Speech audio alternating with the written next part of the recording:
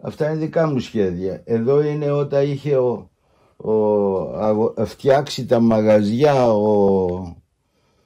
ο Δημήτρης, ο Καλιακούδης, που είχε φτιάξει τα μαγαζιά που είχε καφετέρια και ήταν τα έλεγε, πώς τα έλεγε, Κορέλη, του Κορέλη. Και εδώ είναι ο Ερωτόκριτος, μάλλον.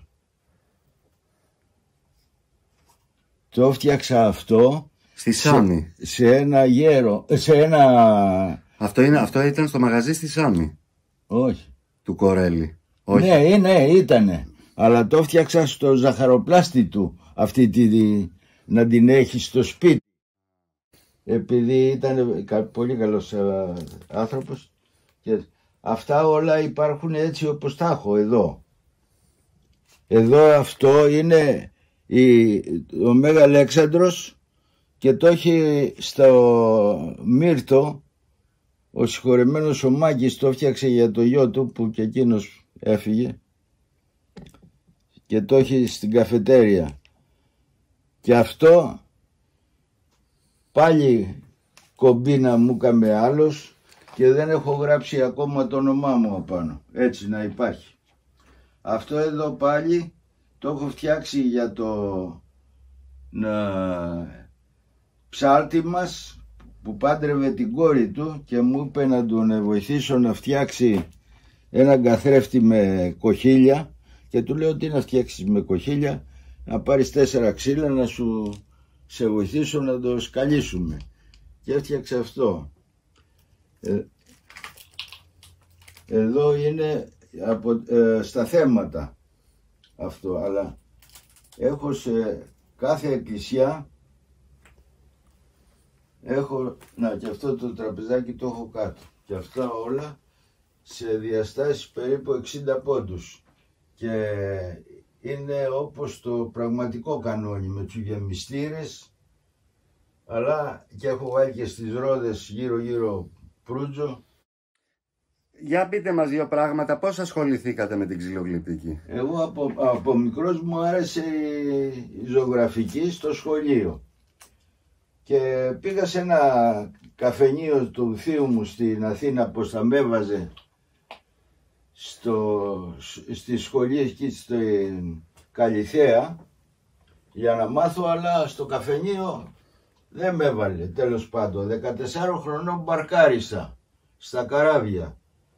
Πάντα μου άρεσε να ζωγραφίζω και στο διάστημα που όταν είχα καιρό πάντα σχεδίαζα κάτι.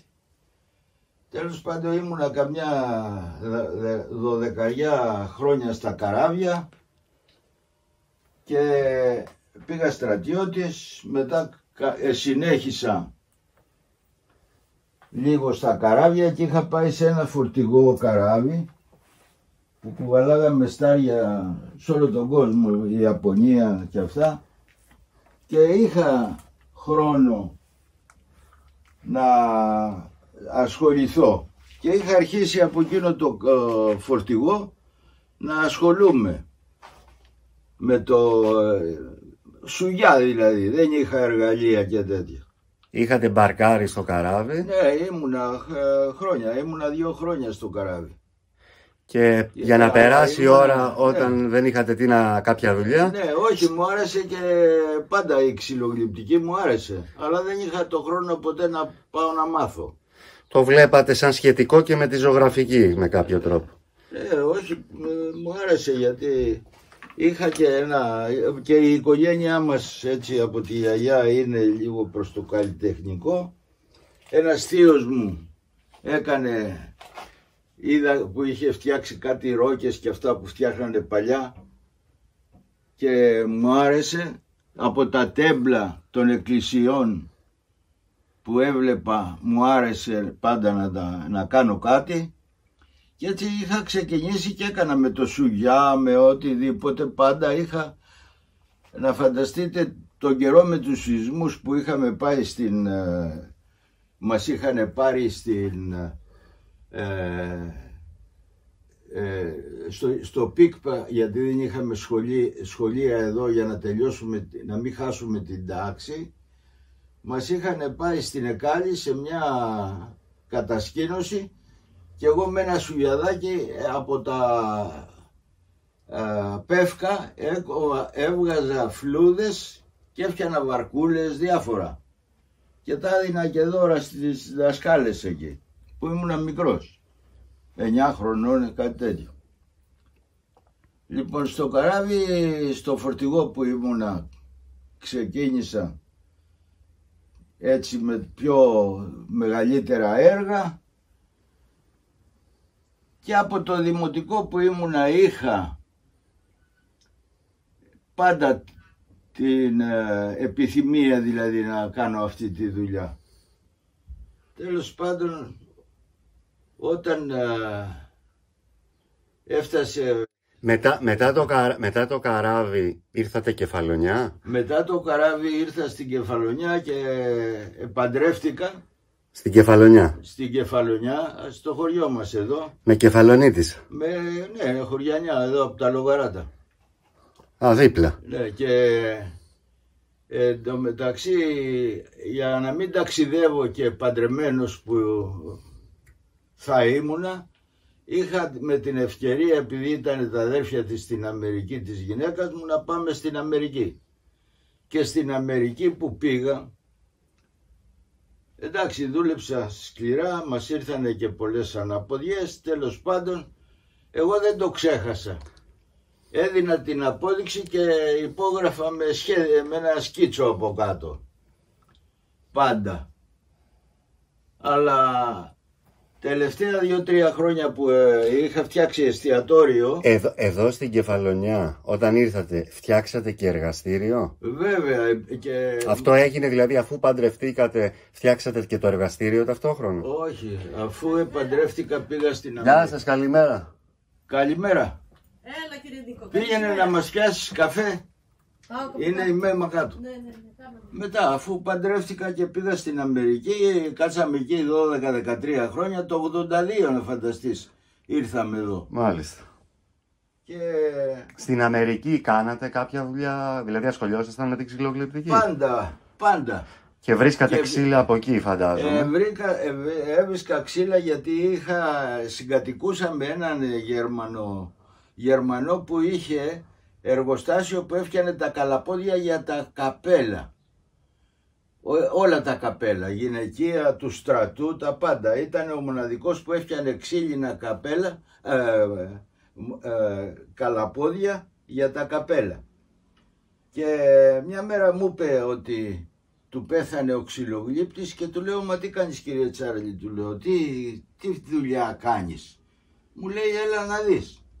Και πήγα και είδα μια απλή δουλειά, δηλαδή τα καπέλα, ένα στρογγυλό κόψιμο και αυτά, ότι ανάλογα με το καπέλο, τα νούμερα και πώς το λένε, οι διαστάσεις έπρεπε να είναι ακριβώς. Λοιπόν, του λέω, και γιατί στενοχωριέσαι πως δεν έχεις ξυλογλύπτη, τόσα χρόνια δεν έχεις μάθει. Μου λέει, εγώ δεν μ' αρέσουν αυτά. Τέλος πάντων, του λέω, για φέρε μου ένα κομμάτι ξύλο να δούμε.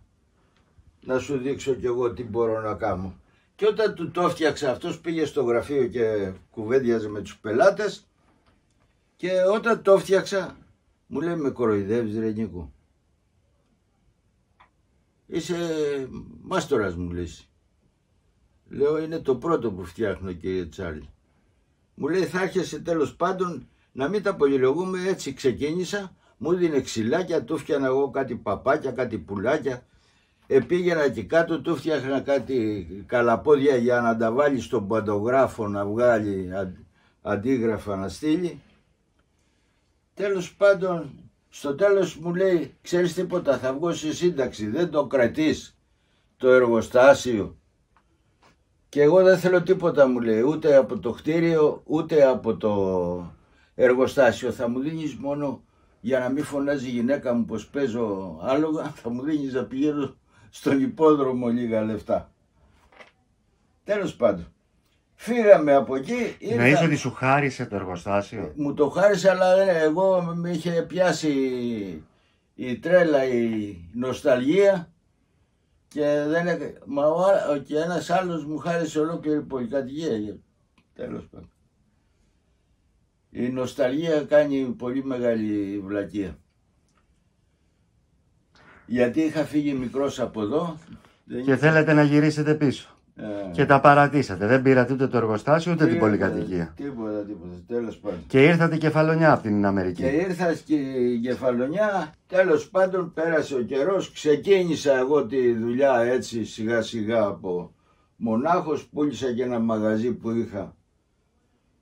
Και κόντεψα να χάσω και τα καλάθια και τα αυγά. Τέλος πάντων ξεκίνησα και έφτιαχνα. Στην Αθήνα. Εδώ. Α. Ναι. Και ξεκίνησα μετά. Οπότε εδώ πέρα ήρθατε πότε? Το 90, δεν θυμάμαι καλά. Περίπου το 90. Περίπου το 90, ναι, και ώσπου να βγει οι άδειες γέρασα.